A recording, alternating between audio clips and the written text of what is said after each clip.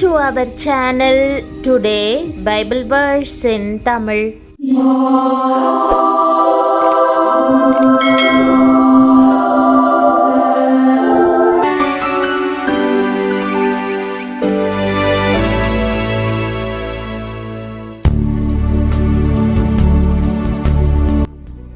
இன்றைய வசனம் நீதிமொழிகள் 12ஆம் அதிகாரம் 25ஆம் வசனம். கிறிஸ்துவுக்குள் பிரியமானவர்களே, நம்முடைய ஆண்டவரும் இரட்சகருமான இயேசு கிறிஸ்துவின் வல்லமையுள்ள நாமத்தில் உங்களை வாழ்த்துகிறேன். மனுஷனுடைய இருதயத்திலுள்ள கவலை அதை ஒடுக்கும், நல்வார்த்தையோ அதை மகிழ்ச்சியாக்கும் என்ற வசனத்தை இன்று நாம் தியானிப்போம். இருதயத்தின் கவலை என்பதே விசுவாசத்தின் பரம எதிரியாய் இருக்கிறது. கவலையும் விசுவாசமும் போராடி ஒன்றையொன்று மேற்கொள்ள முயற்சிக்கின்றன. சீஷர்கள் கவலைப்பட்டு இருதயம் கலங்கியிருந்த வேளையில் ஆண்டவர் அவர்களை அன்போடு தேற்றி, உங்கள் இருதயம் கலங்காதிருப்பதாக, தேவனிடத்தில் விசுவாசமாயிருங்கள், என்னிடத்திலும் விசுவாசமாயிருங்கள் என்றார். ஆம், கவலைக்கு மாற்று மருந்து விசுவாசம்தான். கர்த்தருடைய வாக்குதத்த வசனங்களை விசுவாசத்தோடு மீண்டும் மீண்டும் அறிக்கை செய்தால் இருதயத்தின் கவலை உங்களை விட்டு பறந்தோடி போகும். கவலைகள் உங்களை விட்டு நீங்குவதற்கு முதலாவதாக நீங்கள் அவைகளை தேவனுக்கு தெரியப்படுத்த வேண்டும். இரண்டாவதாக கவலைகளையும் பாரங்களையும் அவர் பாதத்தில் வைத்துவிட வேண்டும். இதை குறித்து வேதம் சொல்லுகிற 4 வசனங்கள் உண்டு. முதலாவது, நீங்கள் ஒன்றுக்கும் கவலைப்படாமல் எல்லாவற்றையும் குறித்து உங்கள் விண்ணப்பங்களை ஸ்தோத்திரத்தோடே கூடிய ஜெபத்தினாலும் வேண்டுதலினாலும் தேவனுக்கு தெரியப்படுத்துங்கள். இரண்டாவது, அவர் உங்களை விசாரிக்கிறவரானபடியால் உங்கள் கவலைகளை எல்லாம் அவர் மேல் வைத்து விடுங்கள். மூன்றாவது, கர்த்தர் மேல் உன் பாரத்தை வைத்துவிடு, அவர் உன்னை ஆதரிப்பார், நீதிமானை ஒருபோதும் தள்ளாட ஒட்டார். நான்காவது, வருத்தப்பட்டு பாரம் சுமக்கிறவர்களே, நீங்கள் எல்லாரும் என்னிடத்தில் வாருங்கள், நான் உங்களுக்கு இளைப்பாறுதல் தருவேன். உதாரணமாக, உங்களுடைய மகளின் திருமணத்தை நடத்தி முடிக்க 1,00,000 ரூபாய் தேவை என வைத்துக்கொள்வோம். உங்களிடம் 1000 ரூபாய் கூட இல்லை.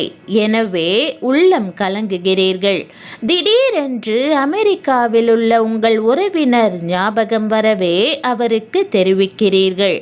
அவர் அதை கேட்டதும் சந்தோஷப்பட்டு உங்கள் மகளுடைய திருமண செலவை தானே பொறுப்பெடுத்துக் கொள்கிறேன் என்று சொல்வாராகில் உங்கள் கலக்கம் அகன்றுவிடும். காரணம், உங்கள் நம்பிக்கையை உறவினர் மேல் வைத்திருக்கிறீர்கள். அப்படியானால் உங்களுக்காக யாவையும் செய்து முடிக்கிற கர்த்தர் மேல் எவ்வளவு அதிகமாக நீங்கள் விசுவாசம் வைக்க வேண்டும். இயேசு கிறிஸ்துவின் நல்வார்த்தைகளும் வாக்குதத்தங்களும் உங்களது சகல கவலைகளையும் நீக்கி உங்களை மகிழ்ச்சிப்படுத்தும். தன் பிள்ளையை குறித்த கவலையோடு ஒரு தகப்பன் இயேசுவண்டை ஓடி வந்தபோது, நீ போகலாம், உன் குமாரன் பிழைத்திருக்கிறான் என்று இயேசு சொன்னதை வேதத்தில் வாசிக்கிறோம். அந்த நிமிடமே அவனுடைய கவலை நீங்கியது. நம்பிக்கையோடு வீட்டுக்கு வந்தான். கர்த்தர் சொன்னபடியே அந்த நாழிகையிலே மகன் பிழைத்திருக்கிறதை கண்டான். பிரியமானவர்களே, கவலைகள் உங்களை தாக்கும்போது அருமை இரட்சகரின் அன்பு வார்த்தைகள் உங்களை ஆறுதல் படுத்தி தேறுதல் படுத்தட்டும். கவலை ஒரு மனுஷனுடைய வாழ்க்கையை ஒடுக்கும் என்பதற்கு விளக்கம் சொல்ல தேவையே இல்லை. இப்படிப்பட்ட ஆயிரக்கணக்கான அனுபவங்கள் உங்களுக்கும் ஏற்பட்டிருக்கக்கூடும். ஒரு தத்துவ ஞானி கடவுள் எவ்வாறு சர்வ வல்லமையுள்ளவராக இருக்கிறாரோ அப்படியே கவலை சர்வ அழிவுள்ளதாக இருக்கிறது என்று சொன்னார். கவலைக்கு மாற்று மருந்தை மேலே சொன்ன வசனம் உங்களுக்கு தருகிறது. நல்வார்த்தையோ அதை மகிழ்ச்சியாக்கும். இன்னும் தெளிவாக சொல்ல வேண்டுமானால் இயேசு கிறிஸ்துவின் நல்வார்த்தைகளே கவலையை நீக்கி உங்களை மகிழ்ச்சியாக்கும் எனலாம். இயேசுவின் நல்வார்த்தைகளை கவனித்து பாருங்கள். கவலையோடு மரண பயத்தோடு நடுங்கிக் கொண்டிருந்த விபச்சார ஸ்திரீயை பார்த்து, நீ போ, இனி பாவம் செய்யாதே என்று அன்போடு சொல்லி அனுப்பினார். அன்றே அவளது வாழ்க்கை கவலை நீங்கியதாகவும் மகிழ்ச்சி நிறைந்ததாகவும் மாறியது. ஒரு தகப்பன் தன் பிள்ளையை குறித்த கவலையோடு இயேசுவிடம் ஓடி வந்தபோது இயேசு சொன்னார், நீ போகலாம், உன் குமாரன் பிழைத்திருக்கிறான். கவலை நீங்கியது, குமாரன் பிழைத்தான். கவலை சூழும்போது வேத புத்தகத்தை எடுத்து இயேசுவின் நல்வார்த்தைகளை வாசியுங்கள். அவைகளெல்லாம் உங்களை ஆறுதல் படுத்துவதற்காகவே எழுதப்பட்டிருக்கின்றன.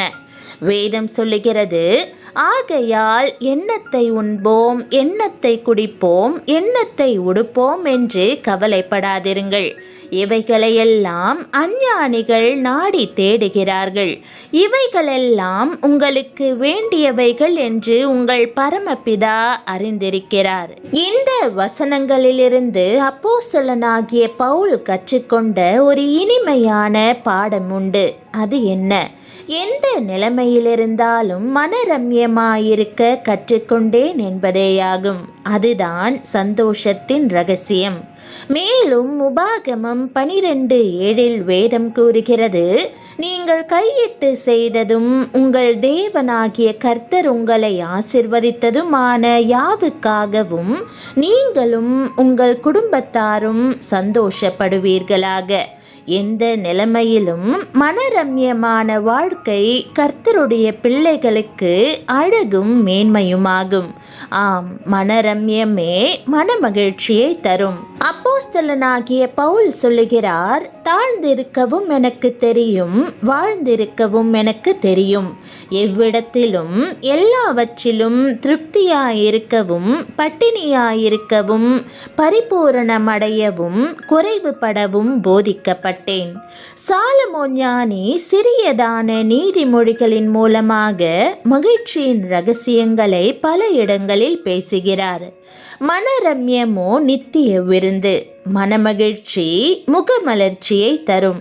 மனமகிழ்ச்சியாயிருக்கிற மனுஷனை எல்லோரும் விரும்புவார்கள். முகமலர்ச்சியாயிருக்கிற எந்த வியாபாரியும் தன் பொருட்களை மிக சீக்கிரமாய் விற்றுவிடுவான். முகமலர்ச்சியுள்ள டாக்டரை நோக்கித்தான் நோயாளிகளும் செல்லுவார்கள். பிரியமானவர்களே, நீங்கள் கர்த்தருக்காக ஆத்தும ஆதாயம் செய்ய வேண்டுமென்றால் மனமகிழ்ச்சியுடனும் முகமலர்ச்சியுடனும் இருக்க வேண்டியது எவ்வளவு அவசியம்.